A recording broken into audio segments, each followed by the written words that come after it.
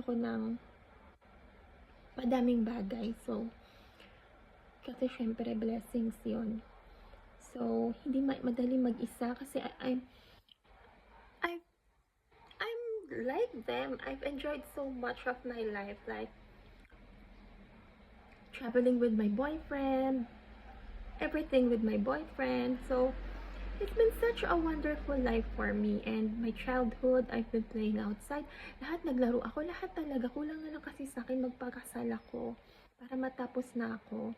So, yun na lang. Pero it's a struggle for me. So, have patience with me kasi nahirapan ako. Kasi hindi siya madali. At